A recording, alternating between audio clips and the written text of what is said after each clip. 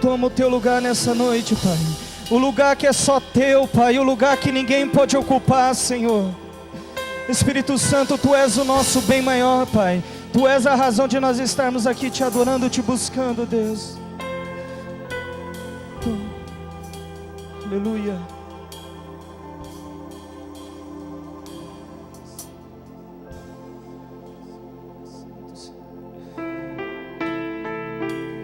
Nós estamos aqui, Senhor, tão sedentos da Tua presença, Senhor. Aleluia. Santo, Santo, Santo és Tu, Pai.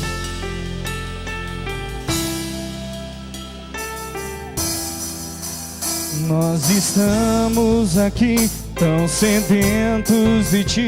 Vem, ó Deus, vem, ó Deus.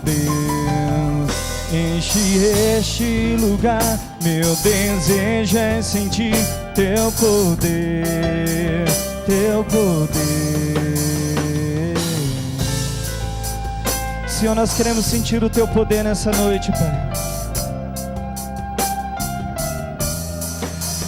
Nós estamos aqui tão sedentos de Ti.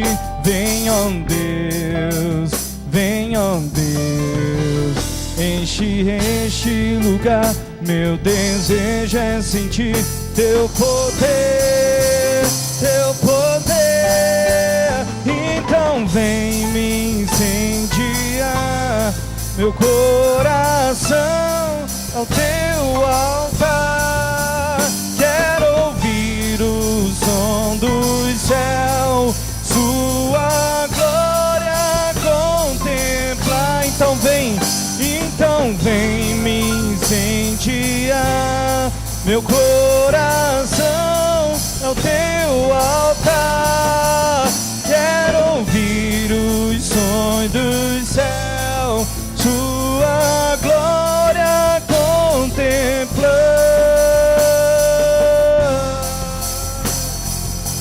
Senhor, nós queremos ver a Tua glória neste lugar, Senhor.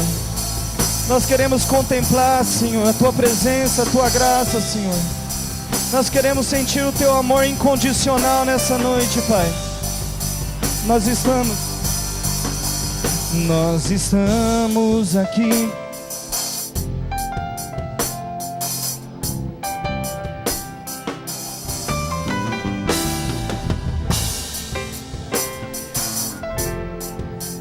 Teu poder, Teu poder.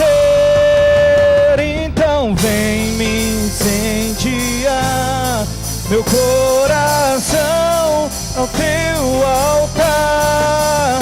Quero ouvir o som dos céus, Sua glória contemplar. Então vem me incendiar meu coração ao Teu altar. Quero ouvir o som dos céus, Sua glória contemplar.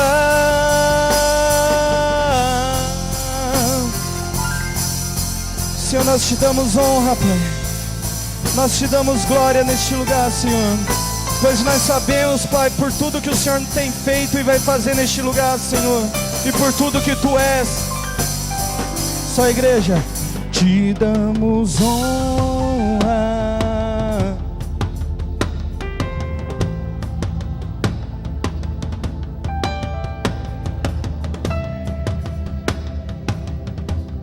Para sempre, amém. Te damos honra. E Te damos honra, Te damos glória, e Teu é o poder, para sempre, amém. Te damos honra, Te damos glória.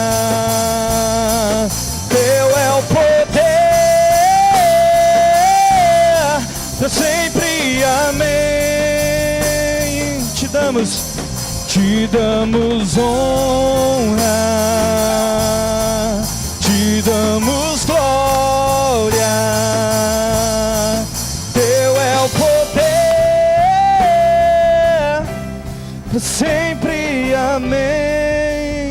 vem, levante suas mãos para o céu e declare: então vem me incendiar.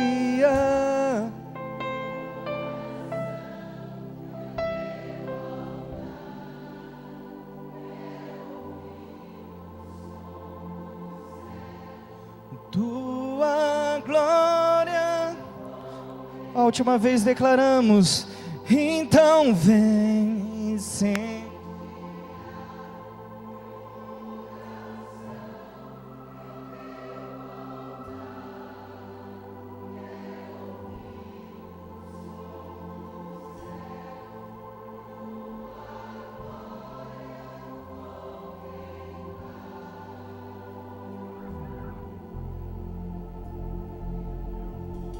Aleluia. Tu és santo, Senhor. Obrigado por tua presença maravilhosa neste lugar. Senhor, nós cremos que nós sairemos cheios, nós vamos sair cheios da tua presença dessa noite, Pai. Se nós entramos tristes, nós vamos sair felizes, Pai. Porque tua presença, Pai, onde há tristeza, aleluia, o Senhor entra com alegria, Pai. Em nome de Jesus, Pai.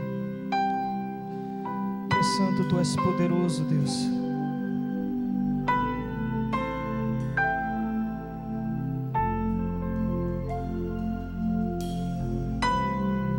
Tu és santo, Senhor. Aleluia.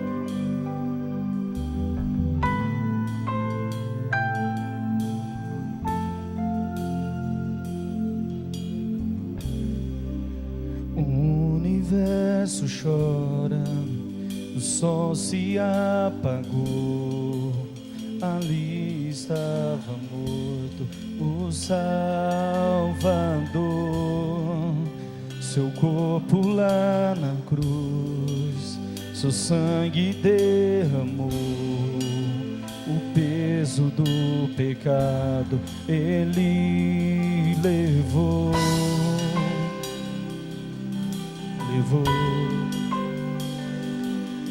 Levou. Deus Pai, Deus Pai o abandonou, cessou teu respirar, em trevas encontrou o Filho. A guerra começou, a morte ele enfrentou, todo o poder das trevas vencido foi.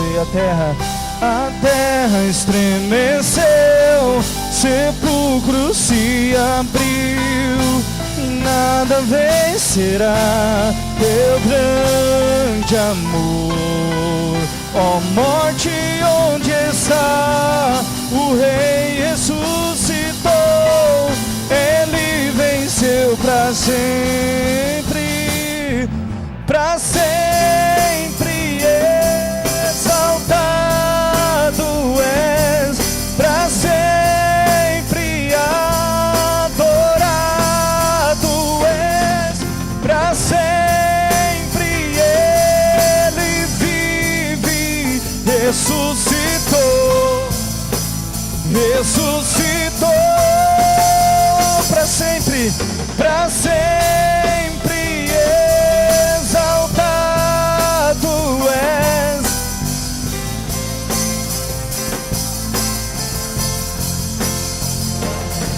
Para sempre ele vive, ressuscitou. A terra estremeceu, a terra estremeceu, sepulcro se abriu, nada vencerá teu grande amor. Ó morte, onde está?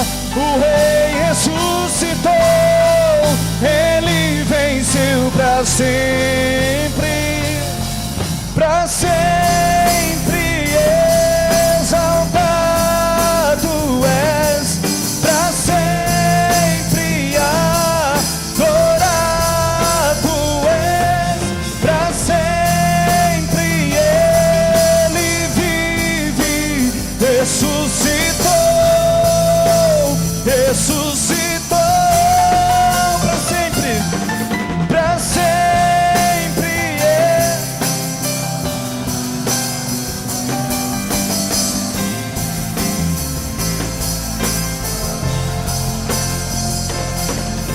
para sempre Ele vive. Nós cantamos aleluia, sim. Cantamos aleluia. Cantamos aleluia. O que, igreja? O Cordeiro venceu. Cantamos aleluia. Cantamos aleluia. Segura, igreja. Só a igreja. Cantamos aleluia.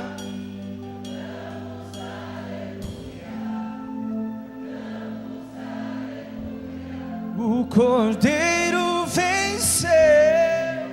Cantamos aleluia. Cantamos aleluia. Cantamos aleluia.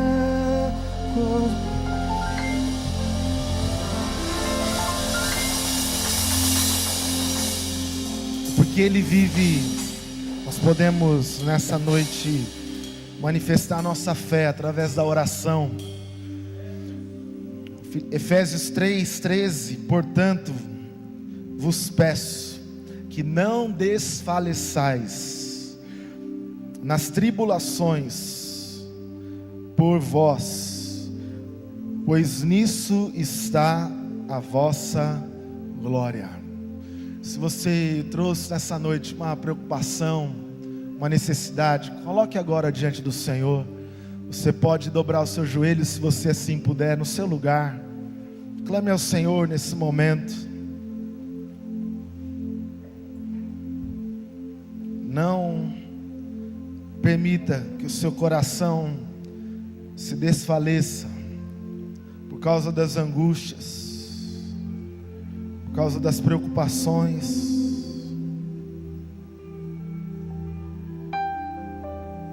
Erga sua voz aí no teu lugar. Faça conhecido a sua oração na presença daquele que pode fazer algo por mim e por você nessa noite.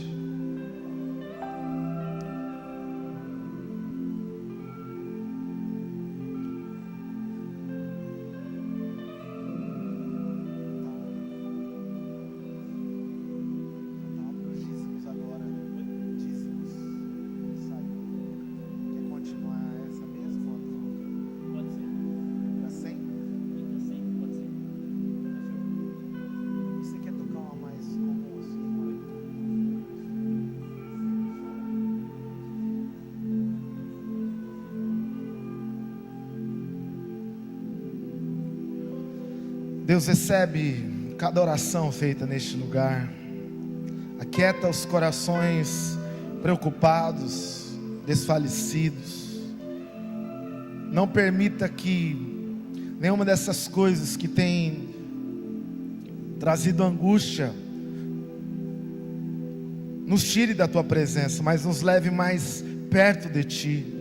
Por isso, toma conta, ó Pai, daqueles que estão preocupados com o amanhã, com o trabalho, com as incertezas, com a dificuldade financeira, problema de saúde, nos relacionamentos. Toma conta, Senhor.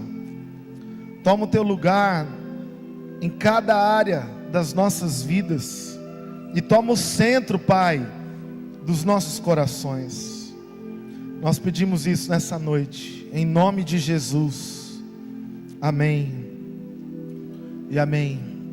Você pode se colocar em pé mais uma vez. Nós vamos entregar ao Senhor os nossos dízimos, as nossas ofertas nesse momento. Você que veio preparado para fazer desse momento um tempo de consagração, consagre ao Senhor aquilo que Ele tem colocado nas suas mãos, como dependência, como atitude de fé.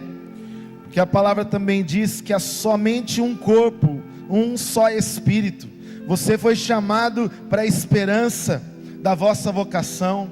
Há um só Deus, uma só fé, um só batismo, um só Pai de todos, no qual sobre todos age e por meio de todos completa a sua boa obra. Vamos cantando, adorando ao Senhor, entregando os nossos dízimos e ofertas.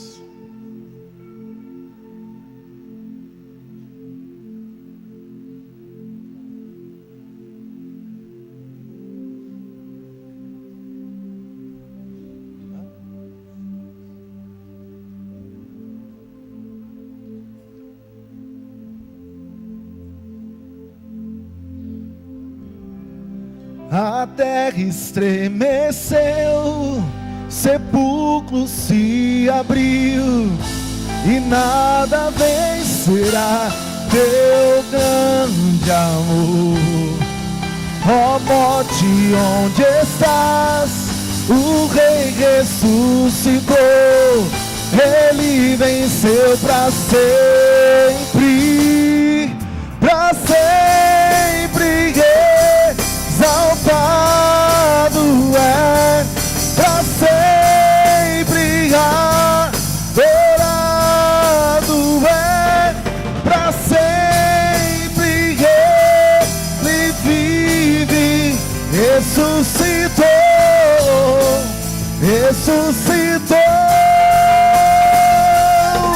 para sempre exaltado é, para sempre adorado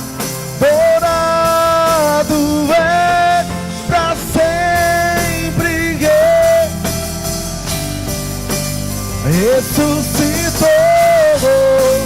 ressuscitou. Cantamos aleluia, cantamos aleluia, cantamos aleluia, o Cordeiro venceu. Cantamos aleluia, cantamos aleluia, cantamos aleluia, o Cordeiro venceu. Cantamos aleluia, cantamos aleluia, cantamos aleluia, o Cordeiro venceu. Cantamos aleluia, cantamos aleluia, cantamos aleluia, o Cordeiro venceu.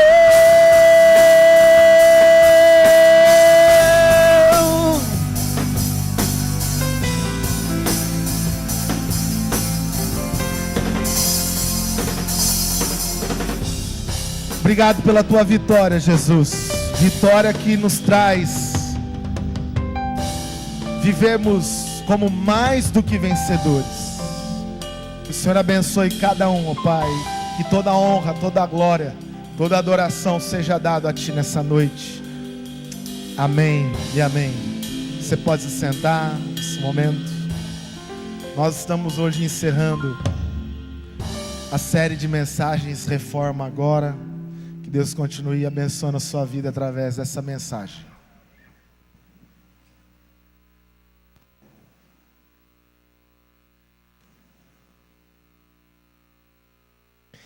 Boa noite, irmãos, graça e paz. Amém?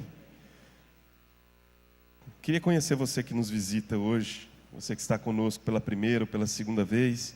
Nos dê um sinal com a sua mão, por favor, para que nós possamos conhecê-lo e deixar com você uma lembrança também da nossa igreja, da nossa comunidade. Alguém nos visitando hoje pela primeira, pela segunda vez? Alguém? Ninguém? Aqui à frente. Deus abençoe, sejam muito bem-vindos. Aqui à frente, queria pedir aos irmãos que estão próximos aí que pudesse abraçá-los em nome da igreja. Sejam muito bem-vindos, que Deus os abençoe. Recebam a nossa gratidão e também essa lembrança como expressão do quanto vocês são bem-vindos entre nós. Deus abençoe. Colossenses capítulo 2, versículo 8. Colossenses capítulo 2, versículo 8.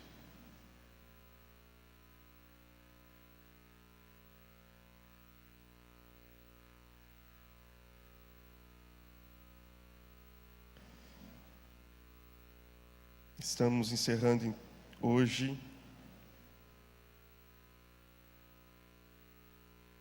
a série Reforma Agora. No dia 31 de outubro, nós comemoramos os 500 anos da Reforma Protestante. Reforma que se iniciou no dia 31 de outubro de 1517. Então, exatamente no dia 31 de outubro deste ano, de 2017, completamos os 500 anos da Reforma. E a proposta foi que durante o mês de outubro, nós tivéssemos 4 mensagens que falassem sobre a Reforma Protestante, os resgates que a Reforma trouxe. Na primeira mensagem, falamos sobre a justificação pela fé, a doutrina central da Reforma. Na segunda mensagem, falamos sobre a Escritura, somente a Escritura, como um dos pilares ou o alicerce de toda a Reforma. Terceira mensagem, o pastor Valdir trouxe um conceito que a Reforma resgatou, onde não existem mediadores humanos entre o homem e Deus, e todos nós temos acesso a Deus por meio de Jesus.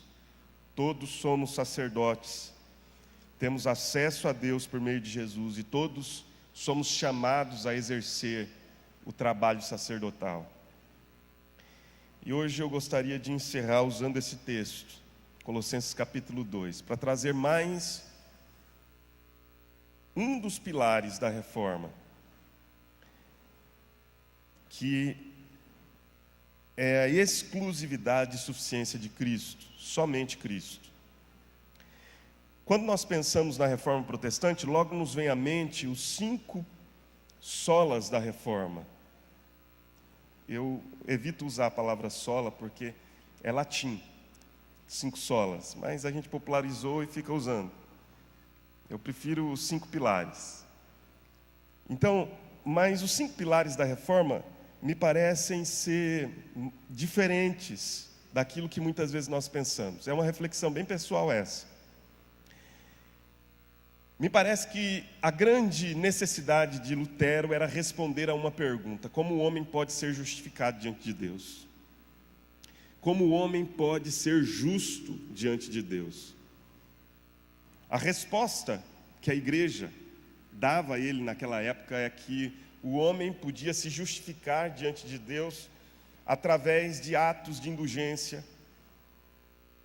comprando o seu perdão, que na verdade era uma estratégia para a construção do templo ou da Catedral de São Pedro. E todas estas ideias traziam uma grande confusão e inquietação ao coração de Lutero. Como o homem pode ser justo diante de Deus? Através do seu esforço, através da sua boa obra, do seu merecimento, das obras meritórias? Até que Lutero um dia passa pelo texto de Romanos 1,17, enquanto preparava lá os seus estudos para a universidade. Ele era um professor universitário, ele ensinava teologia. E quando ele estava preparando seus estudos, passa por Romanos 1,17 e entende que o justo viverá pela sua fé. E ele compreende que nós não podemos ser justos diante de Deus por meio de obras, porque as nossas melhores obras são aos olhos de Deus como trapos imundos, e que é apenas através da fé em Cristo e na obra que Ele realizou que nós podemos nos tornar justos, porque Ele nos justifica. Essa pergunta, como o homem pode se tornar justo diante de Deus, traz a Lutero uma resposta, e a resposta é o fundamento da reforma. Ele respondeu: somente a Escritura pode trazer a resposta à pergunta como o homem pode se tornar justo diante de Deus. E ao ler a Escritura, Lutero compreendeu que apenas Cristo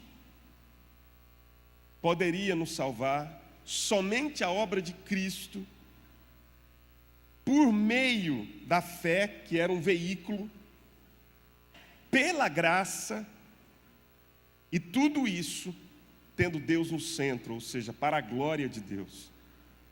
Somente a Escritura, somente Cristo, somente a graça, somente a fé, somente a Deus a glória. Esse pilar que se firma sobre o alicerce da Escritura, somente Cristo, é o que eu gostaria de encerrar a nossa série de reflexões hoje, utilizarmos dessa compreensão para que pudéssemos refletir sobre verdades que você precisa saber sobre a pessoa e obra de Cristo. Colossenses capítulo 2, verso 8, a palavra de Deus diz assim: cuidado que ninguém vos venha a enredar com a sua filosofia e vãs sutilezas, conforme a tradição dos homens, conforme os rudimentos do mundo, e não segundo Cristo. Porque nele habita corporalmente toda a plenitude da divindade. Também nele estáis aperfeiçoados. Ele é o cabeça de todo principado e potestade. Nele também fostes circuncidados, não por intermédio de mãos, mas no despojamento do corpo da carne, que é a circuncisão de Cristo. Tendo sido sepultados juntamente com ele no batismo, no qual igualmente fostes ressuscitados mediante a fé no poder de Deus, que o ressuscitou dentre os mortos. E a vós outros que estáveis mortos pelas vossas transgressões e pela incircuncisão da vossa carne, vos deu vida juntamente com ele, perdoando todos os nossos delitos, tendo cancelado o escrito de dívida que era contra nós, e que constava de ordenanças, o qual nos era prejudicial, removeu-o inteiramente, encravando-o na cruz, e despojando os principados e as potestades, publicamente os expôs ao desprezo, triunfando deles na cruz. Amém. Toda a doutrina que adiciona à suficiência de Cristo algum ou qualquer elemento, na verdade subtrai Cristo. Toda doutrina que acrescenta a Jesus algo, a esse Cristo que nos é suficiente, na verdade subtrai Cristo. O Evangelho não aceita mistura, por mais sutil que essa mistura seja. Por mais sutil que seja esse ingrediente, esse elemento, esse tempero, o Evangelho não aceita. Porque o Evangelho nos fala da suficiência, da exclusividade de Cristo para a nossa salvação. Nós temos alguns textos que nos mostram que a suficiência de Cristo exige exclusividade. Se Ele é suficiente, é também exclusivo. Não tem como nós declararmos que Ele é suficiente sem declararmos que Ele é exclusivo. Exemplo, 1 Timóteo capítulo 2, verso 5, a palavra de Deus diz: porque há um só Deus, e observe, há um só mediador entre Deus e os homens, Cristo Jesus, homem. Há um só. Ele é suficiente, não precisa de outro, e Ele é exclusivo. Atos capítulo 4, verso 12, a Bíblia diz: e não há salvação em nenhum outro, porque abaixo do céu não existe nenhum outro nome dado entre os homens, no qual importa que sejamos salvos. Nenhum outro. Ele é exclusivo. Ele é suficiente, segundo as Escrituras. Quando Jesus se define diante dos homens, se revela aos homens, no Evangelho de João, Jesus usa artigos definidos. Talvez o que nós mais gostamos de citar esteja lá no capítulo 14 de João, verso 6, quando Jesus diz: eu sou o caminho, eu sou a verdade e eu sou a vida. Jesus está nos falando da sua suficiência, da sua exclusividade. Junto com a suficiência de Cristo e a exclusividade de Cristo, nós estamos pressupondo que quem isso afirma, afirma também que a obra que ele realizou é absolutamente completa. Não existem espaços. Não existe uma obra que foi realizada pela metade. Não existe uma obra a ser completada. A obra que Jesus realizou na cruz foi plena, completa, perfeita, cabal. Quando afirmamos isso, afirmamos também que esta obra foi completa, mas também definitiva, por isso cabal. Ela se encerrou, não precisa de mais nada. Tudo foi feito. Quando Jesus está na cruz, e ele na cruz declara: está consumado, ele de fato estava afirmando: a minha obra é uma obra completa, é uma obra definitiva, nada mais é necessário. A reforma, entre outros resgates, devolve à igreja a compreensão de que o homem, eu e você, somos incapazes de colaborar na nossa salvação, porque a salvação pertence ao Senhor. A reforma, ao declarar a suficiência, a exclusividade e uma obra definitiva e completa de Jesus na cruz do Calvário, estava, na verdade, dizendo que a igreja não é comediadora da salvação, de que os dogmas da igreja não são comediadores da salvação, de que as tradições humanas da igreja não são comediadores da salvação, de que não existe uma maneira de encontrarmos fora de Cristo a salvação, de modo que alguém possa interceder por nós, depois de nós termos feito todas as nossas decisões no tempo da nossa peregrinação nessa terra, e já não estarmos aqui, que alguém interceda por nós, e que essa intercessão surta algum efeito. Não há. Quando afirmamos tudo isso, a suficiência, a exclusividade, quando afirmamos que a obra que Jesus realizou na cruz é definitiva, é completa, já encerrou, é plena, não precisa de nada acrescido, nenhum ingrediente que venha dar um sabor diferente, nós estamos afirmando, sobretudo, que não existe uma intercessão de um santo que possa nos ajudar, que não existe a intercessão de Maria, mas também não existe a intercessão de um pastor, não existe a intercessão do homem poderoso de Deus, que possa te ajudar no que se refere ao teu relacionamento com Deus agora. Talvez ajude agora, intercessão de uns pelos outros. Mas quando você passar dessa vida aqui, ou você se decidiu aqui, ou nada mais há a fazer.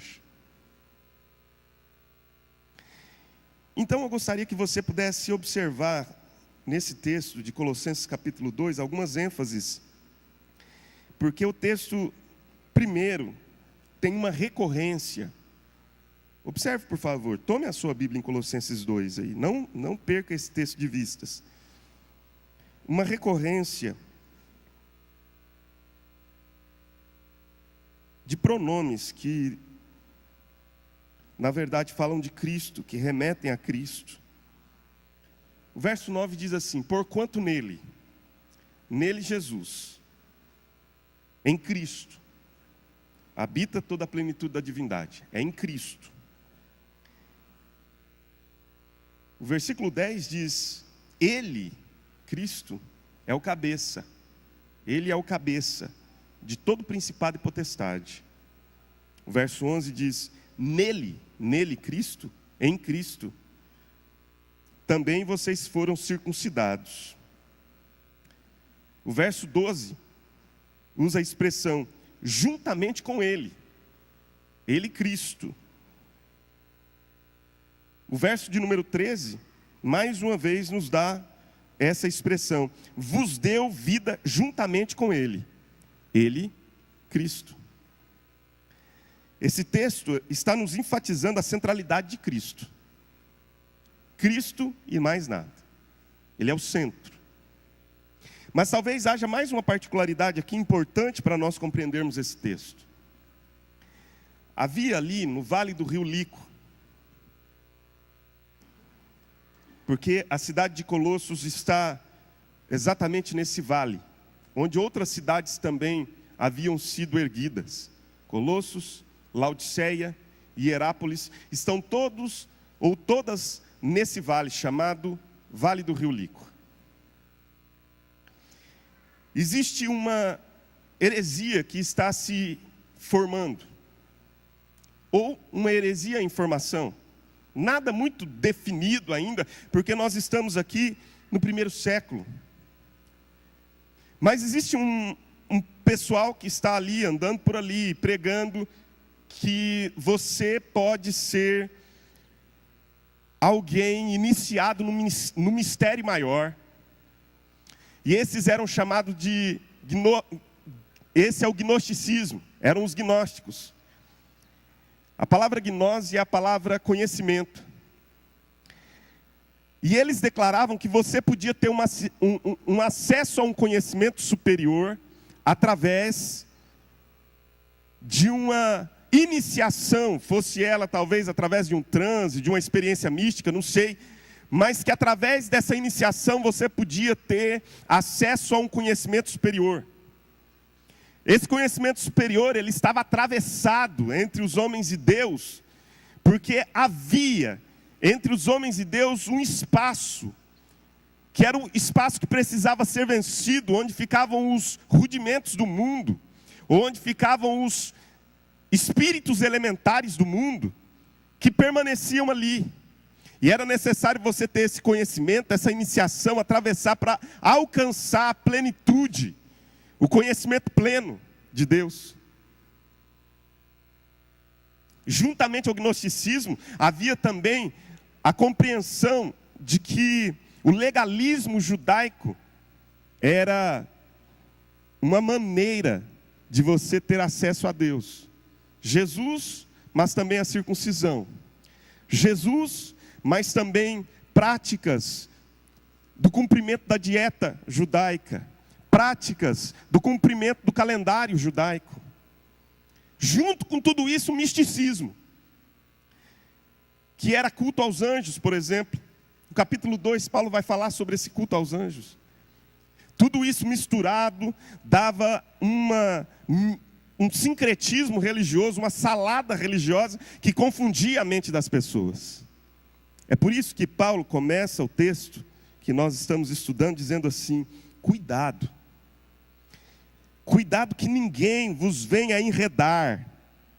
Cuidado que ninguém vos venha a prender num laço com que se prende um passarinho. Uma armadilha para prender um pássaro, para prender um animal. Cuidado que ninguém vos venha a prender em redes, a vos escravizar com a sua filosofia, com as suas vãs sutilezas, coisas que vão sendo implantadas sutilmente, que não são, por favor, preste atenção nisso aqui, coisas que não são tão grosseiras assim, que aparentemente parece-nos não fazer mal algum, mas Paulo diz assim: cuidado que essas vãs sutilezas, essas tradições humanas não venham a enredar vocês conforme esses rudimentos que os homens estão ensinando, que não tem nada a ver com o ensino de Cristo. E a partir daí Paulo nos dá algumas orientações que eu queria também deixar com os irmãos sobre verdades que a gente precisa saber sobre a pessoa e a obra de Cristo Jesus.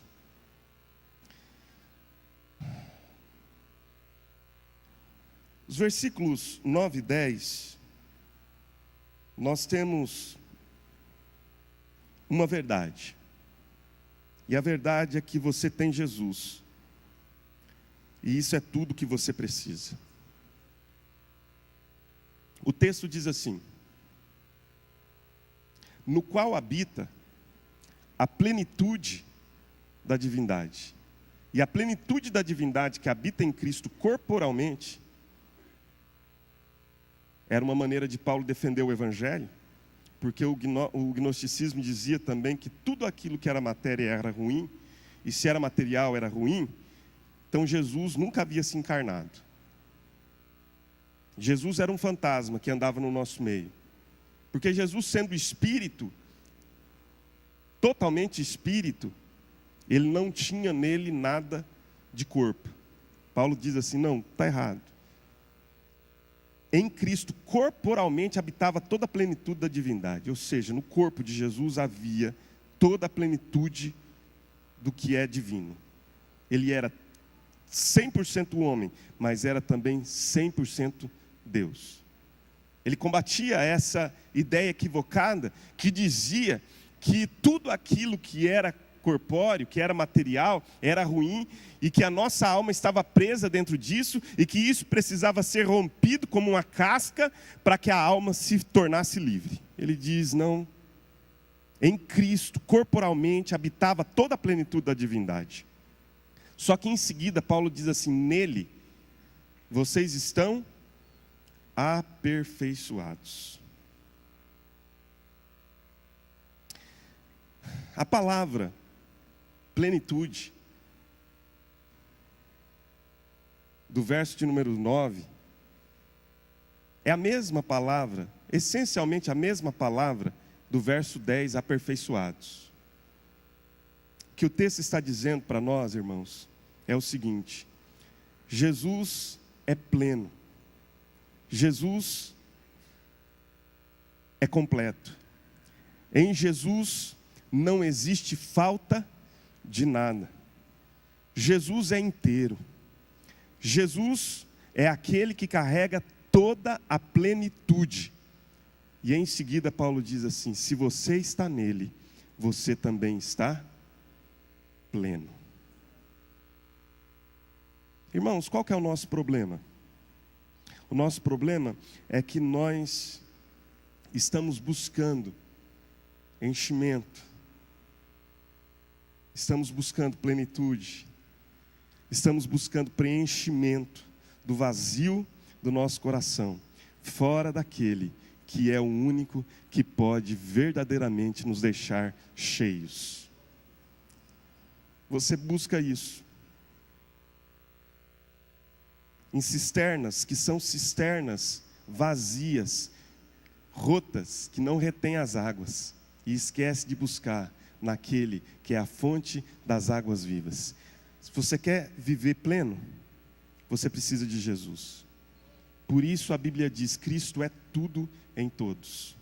Por isso o apóstolo Paulo afirma, Cristo em nós, a esperança da glória. Por isso o apóstolo Paulo ainda nos afirma, já não sou eu quem vive, mas Cristo vive em mim. Por isso Paulo é capaz de afirmar, eu abandonei tudo aquilo que poderia ser para mim uma muleta. Ele continuava sendo, mas ele diz isso no passado. Ele diz, eu abandonei o fato de ser fariseu de fariseus, ter sido circuncidado ao 8º dia, ter cumprido a lei, ter me avantajado quanto àqueles que eram da minha idade e me tornado além deles, porque eu era cumpridor da lei, eu era cumpridor de tudo aquilo que estas pessoas diziam que verdadeiramente lhes traria plenitude. Eu abandonei todas essas coisas e considerei isso como perda, porque eu encontrei aquele que enche todas as coisas. Eu encontrei Jesus. Em outras palavras, é isso que Paulo diz, quando diz, já não sou eu mais quem vive, mas Cristo vive em mim. Por que existem ídolos no coração do ser humano? Os ídolos no coração do ser humano existem porque o ser humano é alguém que está em busca de preenchimento. E não vai encontrar preenchimento se não for em Cristo. Você pode ter uma bela família, a mais bonita de todas. Mas quem te dá plenitude não é o teu casamento, não é o teu relacionamento bom, não é a tua família perfeita. Você pode ser uma pessoa espetacular, ter uma capacidade para ganhar dinheiro extraordinária, mas o que você sabe que o que te dá plenitude não é o teu sucesso financeiro. Você pode ser uma pessoa com todas as aptidões desse mundo para se relacionar bem com as pessoas, para que as pessoas te admirem, mas isso não dá plenitude para ninguém, porque a Bíblia diz: bem-aventurado é o homem que teme ao Senhor e anda nos seus caminhos. Sabe aonde está a felicidade? Aonde está a plenitude? A plenitude está em Cristo, e fora dele não existe plenitude. Por isso Paulo diz assim: nele habita corporalmente toda a plenitude, e nele nós estamos plenos. Nele nós estamos plenos. Segundo, esse texto nos diz que nós estamos livres do poder da velha natureza. O verso 11 nos ensina que Cristo, nele, através de Cristo, houve uma cirurgia acontecendo dentro de nós. Diz assim: nele também vocês foram circuncidados, não por intermédio de mãos, mas no despojamento do corpo da carne, que é a circuncisão de Cristo. O que é isto? A circuncisão era aquela cirurgia que acontecia no povo de Israel, no povo hebreu, e que se tornou o sinal visível de que aquele povo pertencia a Deus.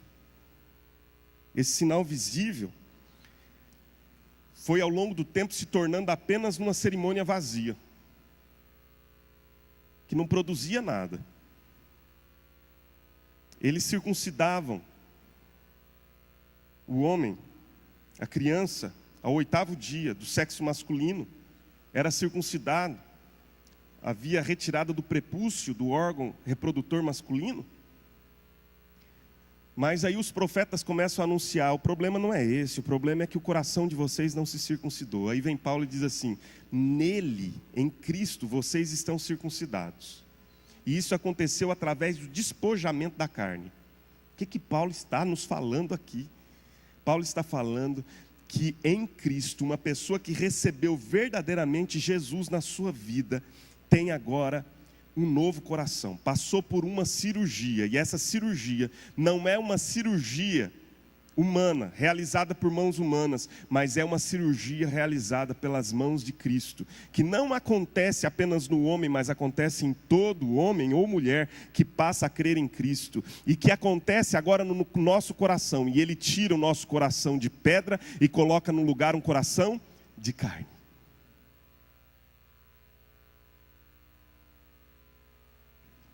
Mas o que isso significa sobre velha natureza? Quando você recebe a Cristo na sua vida, se hoje Jesus entra no seu coração, o verso 6 diz assim, o verso 6 que nós lemos: ora, como recebestes a Cristo, se você recebe a Cristo, você pode ter certeza que imediatamente algo aconteceu na sua vida. Porque a regeneração não é um processo que acontece lentamente durante uma semana, não. A regeneração é uma obra que acontece imediatamente. A pessoa sai das trevas para a luz.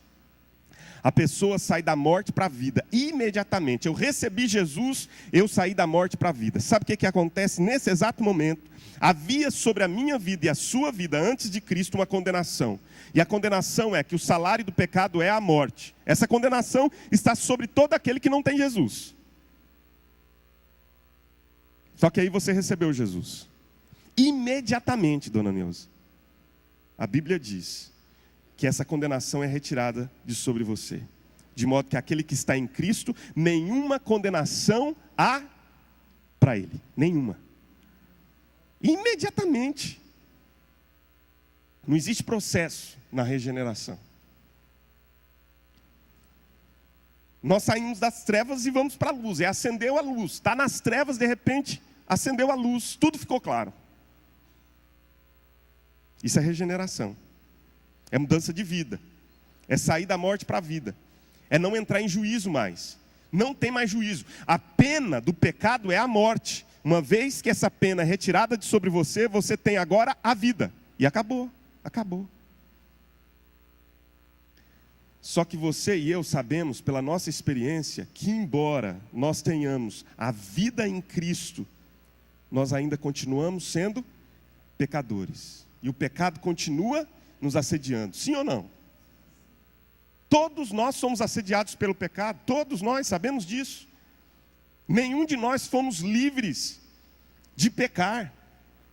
Mas o que a Bíblia está nos ensinando, que quando Jesus circuncidou o nosso coração, Ele retirou de sobre nós, a Bíblia diz despojamento do corpo da carne, Ele retirou de sobre nós a natureza pecaminosa que reinava na nossa vida. O homem sem Cristo diz, eu sou livre. Vocês crentes aí não são livres, coisa nenhuma. Eu é que sou livre. Eu vou aonde eu quero, eu bebo o que eu quero, eu faço o que eu quiser com o meu corpo, porque eu sou livre. É um enredo, isso é uma falácia. Livre não, na verdade ele é escravo, porque não consegue deixar de fazer. Livre é aquele que pode dizer, posso, mas também posso não, concorda? Livre é alguém que diz assim, eu posso ir, mas eu também posso não ir.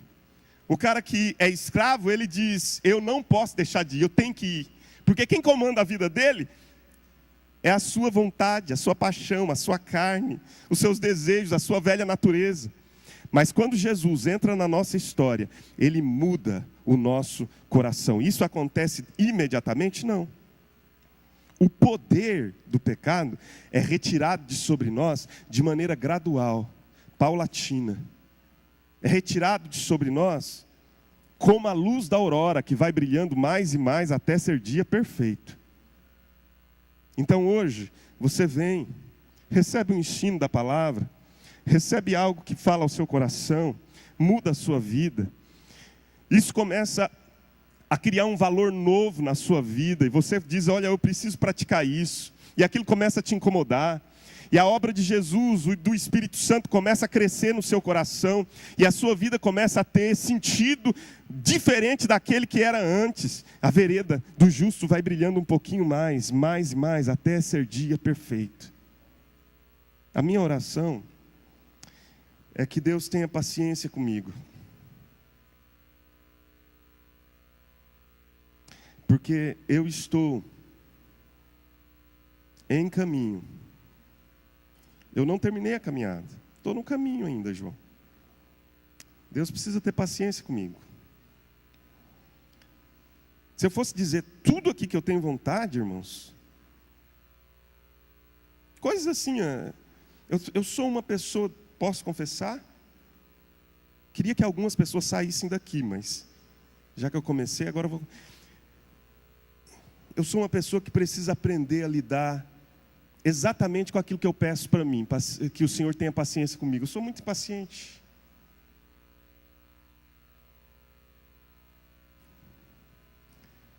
Irmãos, se eu dissesse tudo que eu tenho vontade, ninguém me aguentaria, nem eu.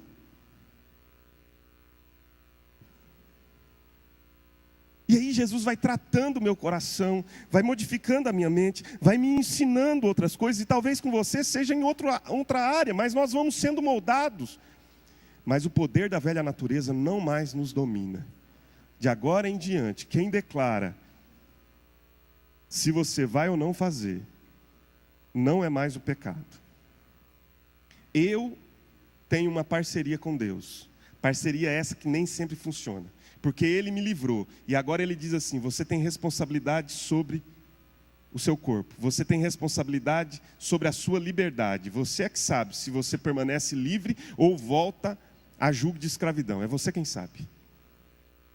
Você tem lá um carro que está à disposição, e você é que define se esse carro vai ser usado para cometer um delito, ou se esse carro vai ser usado para prática do bem. Satanás constantemente vem até você e sussurra no seu ouvido, vamos usar esse carro aqui para cometer um delito, um roubo ao banco? É o que está me vindo assim, besteira que vem, né? Vamos roubar um banco. Você é meu comparsa, você me espera dentro do carro.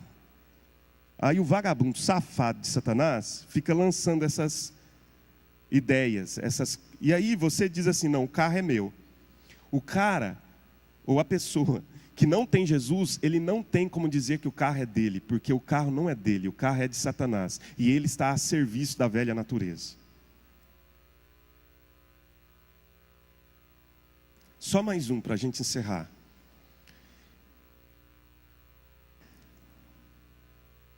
O texto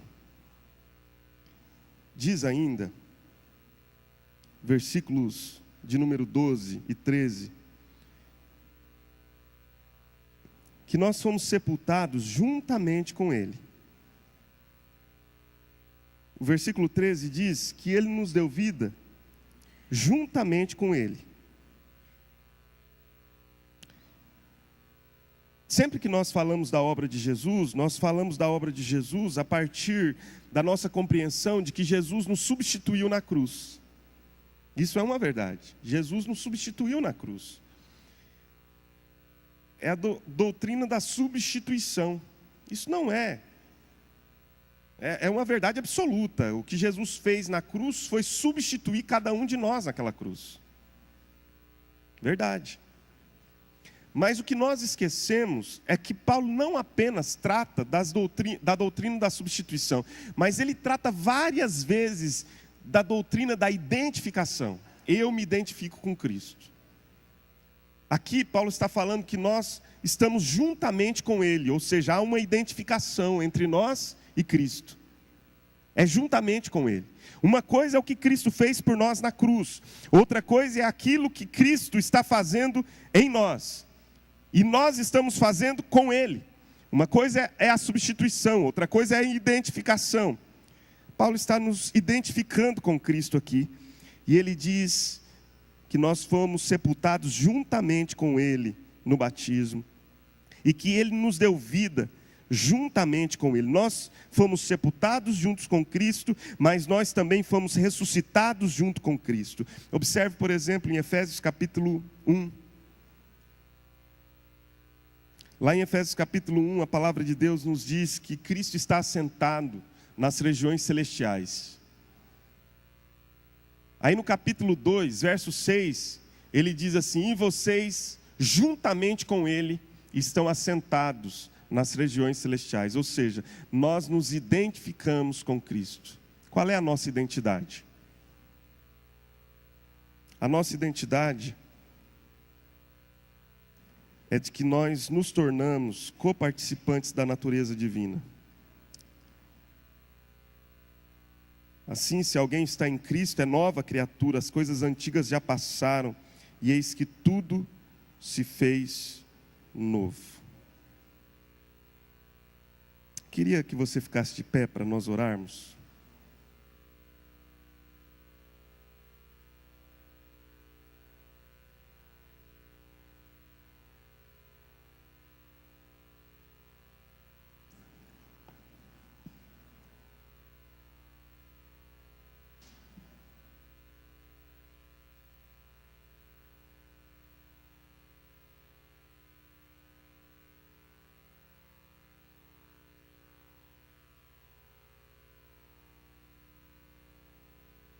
Algumas verdades sobre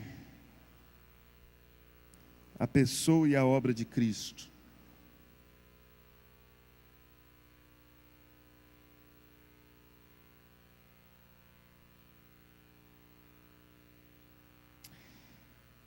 Você tem Jesus. Se você tem, de fato, Ele é tudo o que você precisa.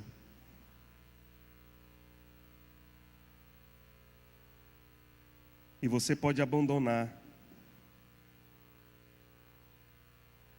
as cisternas que não retêm águas, para ir até a fonte das águas vivas, e ter a sua fome saciada, a tua sede dessedentada.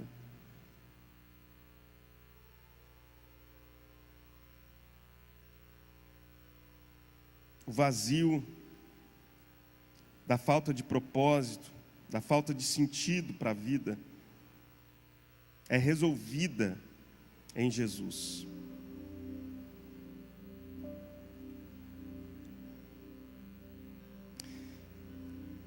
Se você tem Jesus, se você o recebeu, você está livre do poder da velha natureza.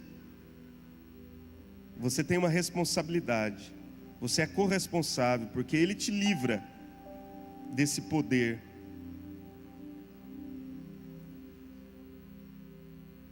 Mas você tem a responsabilidade de não se submeter de novo a jugo de escravidão. Foi para a liberdade que Cristo vos libertou, não vos submetais de novo a jugo de escravidão.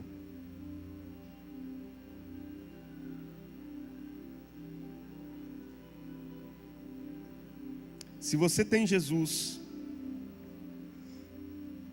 você tem uma nova identidade.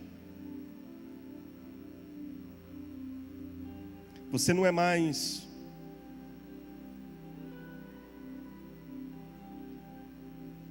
o desonesto.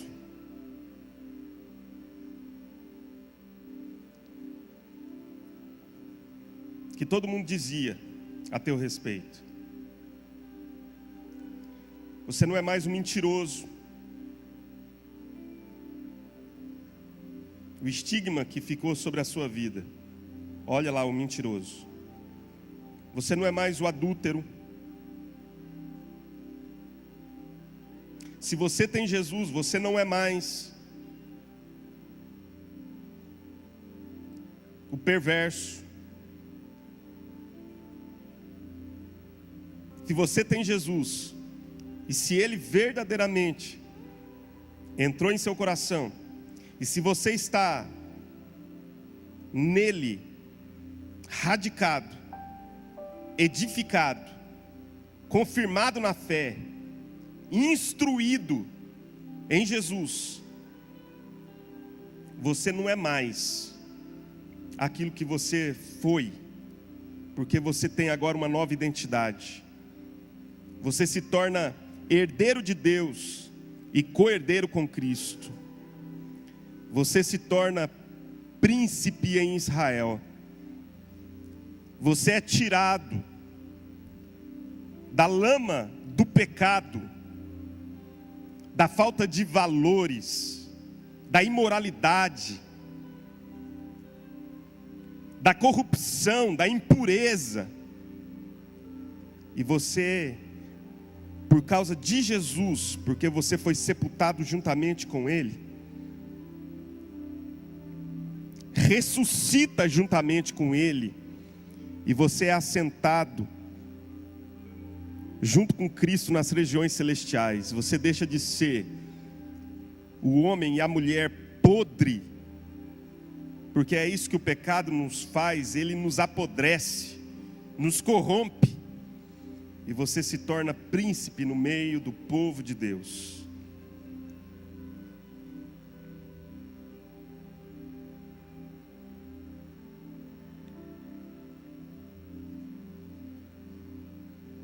Mas para isso a gente precisa receber Jesus. Ora, como recebestes a Cristo? Você tem certeza que você recebeu Jesus?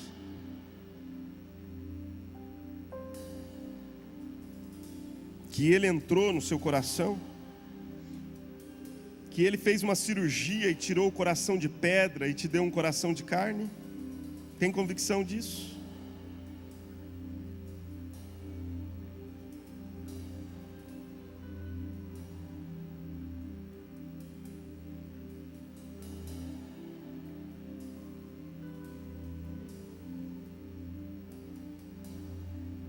Com os teus olhos fechados, eu queria orar para que a pessoa de Jesus e a obra de Jesus, que é suficiente, que é plena, que é exclusiva, que é completa, que é definitiva,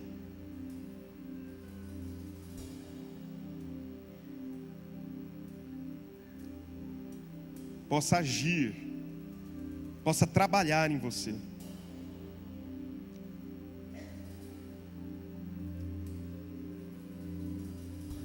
Pai Santo, em nome de Jesus, nesta noite,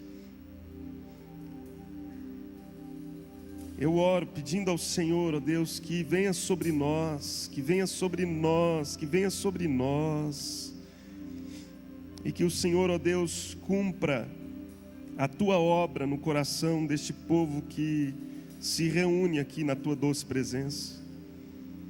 Senhor, que a obra do teu Santo Espírito possa se concluir, que a obra do teu Santo Espírito possa se realizar, que a obra do teu Santo Espírito em nosso coração, que é convencer-nos do pecado, do juízo, da justiça, possa ser nesta noite aplicada sobre a vida de cada um de nós, Pai. E que por intermédio, Senhor, de tudo que Jesus realizou na cruz, haja neste lugar cura, libertação, santificação, haja neste lugar verdadeira conversão, haja neste lugar mudança de vidas, haja neste lugar, Senhor, transformação no caráter, educação em Cristo, na justiça. Que a tua palavra cumpra aqui, Senhor, tudo aquilo para o qual ela foi designada. Nós oramos e pedimos esta bênção, Senhor, sobre a nossa vida nesta noite, no nome de Jesus e para a glória de Jesus. Eu entrego diante do Senhor, ó Deus, este momento e peço que o teu Santo Espírito tenha liberdade de agir em nós, para louvor da tua glória e para a glória de Deus. E que o Senhor nos abençoe, que o Senhor nos guarde, que Ele levante o rosto sobre nós, que Ele nos dê a paz, que Ele faça resplandecer sobre nós o seu rosto e tenha misericórdia de nós. Que a graça de Jesus, o amor de Deus o Pai e a comunhão do Espírito sejam sobre a sua vida hoje e para sempre. Amém e amém. Deus te abençoe. Vamos na paz do Senhor Jesus.